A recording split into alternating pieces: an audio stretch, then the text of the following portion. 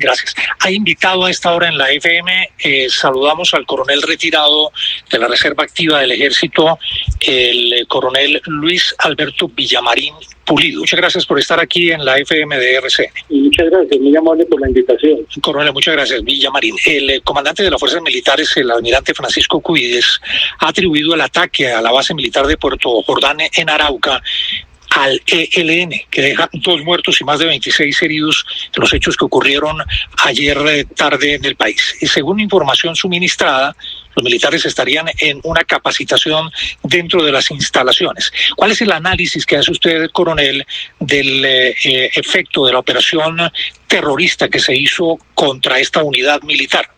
Es que el gobierno nacional ha sido tan laxo, tan débil, tan falto de claridad y tan arrodillado ante los bandidos del ELN. Ellos están haciendo en el departamento de Arauca lo que les place y el ejército no tiene una claridad, no tiene una directiva lógica. El anuncio de que los diálogos se suspenden lo reciben seguramente las tropas como una farsa más, como una mentira más y como un estratagema más del señor Petro, y lo que los tiene es completamente amordazados sin la posibilidad de utilizar las fuerzas militares y sin la claridad del mando, porque las declaraciones del señor comandante de las fuerzas militares tampoco son viables ni creíbles. Ayer salió a decir que iba a colocar una denuncia internacional. Si el ejército no necesita denuncias internacionales del comandante supremo, lo que necesita es que los dirijan, los entrenen, los orienten, les den fortaleza y los estructuren para combatir al terrorismo y cumplirle a Colombia. Tal vez ese es el punto más delicado, coronel, el que usted menciona, y es la moral de la tropa, la moral de las fuerzas militares, después de que hemos visto un cambio evidente de estrategia de la llegada del gobierno del presidente Gustavo Petro al poder. ¿Cómo podría impactar esa manera como se ha afectado la moral de las fuerzas militares en una operación que tengan que hacer ahora de ser reactivos ante la situación que plantea el rompimiento del cese de los diálogos con el ELN? ¿Cuál es el impacto que va a tener eso en las operaciones militares?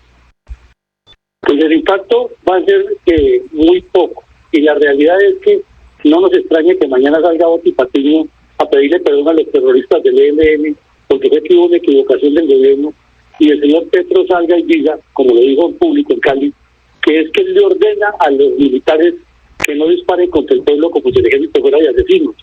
Pero nunca dice que le ordena a los militares combatir a los terroristas ni a la justicia que los combata. Al contrario, vimos el caso de los delincuentes que fueron capturados en el nordeste antioqueño con las armas, con dinero, con elementos relacionados con el narcotráfico, que el otro día la fiscal los dejó libres porque era que se torpedeaba la paz. Entonces, no nos parece que en este momento le llegue un mensaje claro a las tropas, ya que la mentalidad del señor Petro y sus asesores es desnaturalizar la misión del ejército progresiva, intencional y perversamente. Sí, coronel, el ELN utilizó este tiempo, estos 2 años, para fortalecerse, y usted considera que hoy están en mejores capacidades de atentar estratégicamente con infraestructura del Estado. Es que no fueron 2 años, fueron 6, porque mientras estuvieron en Cuba, inclusive Petro se voló del país siendo senador y se reunió con ellos a planear de manera conjunta durante 3 meses cómo hacerle daño al país.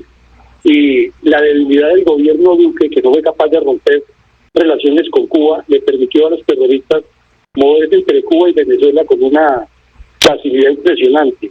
Y todo ese tiempo se dedicaron a crecer con narcotráfico, con minería ilegal, con extorsión, con nexos con la narcodictadura venezolana, aprovechando la pandemia y aprovechando las limitaciones que hubo de la, entre comillas, protesta social que su gente urbana manejaba para tumbar el gobierno Duque, ya que son 6 años que lleva el ELN haciendo lo que le da la gana. Coronel, buenos días, lo saluda Juan Lozano. Le pregunto, con su experiencia en la fuerza pública, ¿qué deberían hacer hoy?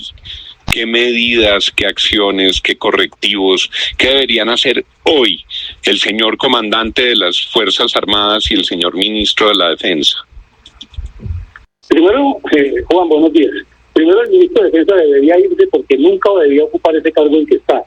y que nombre a una persona que sea idónea, que sepa de defensa nacional, que no sea un ideologizado enemigo de las tropas, porque el señor Velázquez toda la vida ha sido enemigo de las tropas, enemigo de la institución e ideologizado. En segunda medida, el presidente de la República debería decidir si él definitivamente conserva su mentalidad terrorista de la juventud o tiene la mentalidad de pensar en Colombia.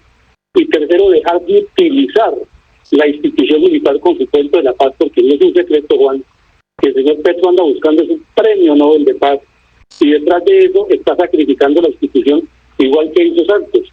Por ejemplo, esa estupidez, porque no se puede llamar de esa manera, de decir que se puede bombardear un campamento de los bandidos, pero donde hay niños no se puede. Pues todos los que estuvimos en operaciones militares sabemos que el 40% de la fuerza de cualquier guerrilla en Colombia es de menores de edad, y casi todas mujeres fuera de eso. Entonces, es imposible hacer un bombardeo, y con las posiciones poco claras del mando militar, que hasta se presta para hacer un show allí en el Guaviare con unos niños que supuestamente se desaparecieron, y se lo digo con conocimiento de causa, Juan. Patrullé el Guaviare, lo conozco, es un clima demasiado maligno. Usted en la ropa, por el sudor se le va deteriorando a uno. Que un bebé sobreviva 40 días en esas condiciones, ese cuento no se lo creen ni en una película de ficción en Hollywood.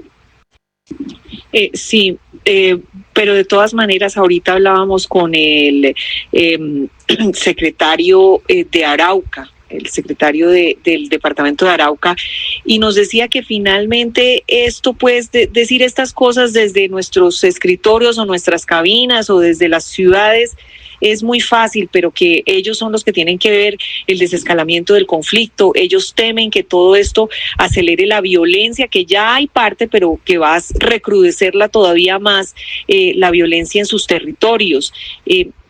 Digamos, ¿qué pasa con ellos? ¿Qué pasa con ellos en medio de un rompimiento total con el ELN?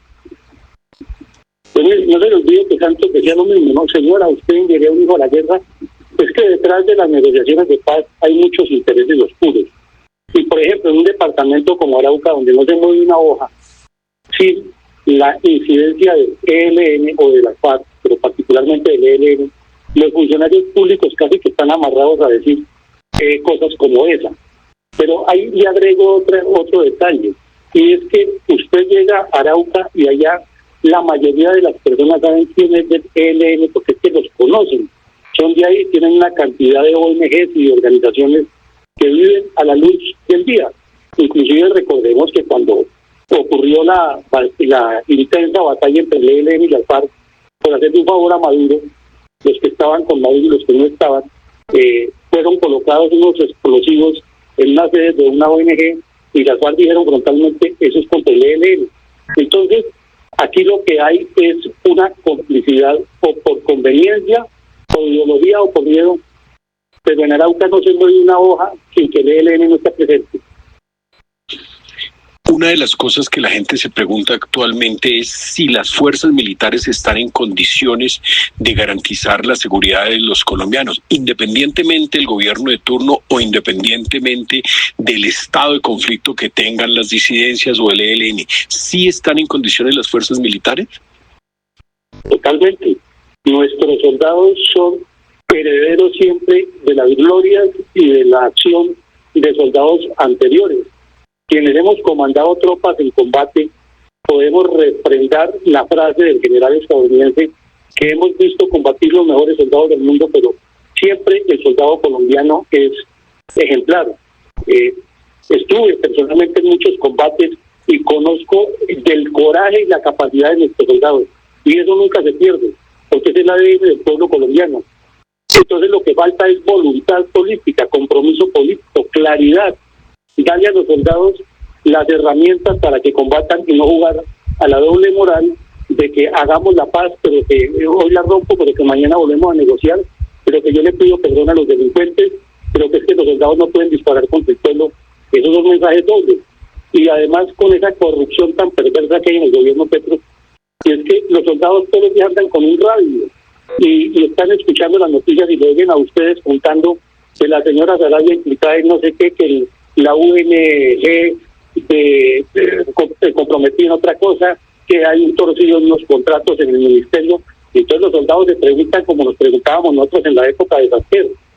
Sería, bueno, que nosotros estamos defendiendo a un delincuente o defendiendo la institucionalidad. Entonces, esa parte es la que no cuadra, porque la moral del soldado es uno va y pongo las manos sobre el fuego por mis soldados colombianos.